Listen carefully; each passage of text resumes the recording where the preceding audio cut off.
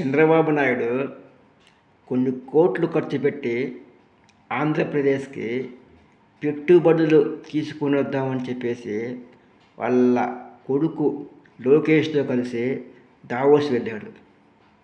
మరి అక్కడ ఏమైందో మరేమో కానీ ఆంధ్రప్రదేశ్కి పావలా పెట్టుబడి కూడా ఈయన కొడుకు ఇద్దరు కలిసి తీసుకుని రాలేకపోయారు. ఇది ఎంత సిగ్గుచేటు. బహుశా వాళ్ళకి ఆంధ్రప్రదేశ్కి అమరావతి రాజధానిలో పెట్టుబడులు పెట్టిస్తాడని చెప్పేసి వాళ్ళకి ఏమైనా డౌట్ వచ్చి ఏమైనా వాళ్ళు పెట్టుబడి పెట్టలేదేమో. మరి ఇంత సిగ్గుచేటు, మరి ఇంత దారుణం ఎక్కడా లేదు. పక్క రాష్ట్రం తెలంగాణ వాళ్ళు 1,32,000 కోట్ల పెట్టుబడులు తీసుకొచ్చారు.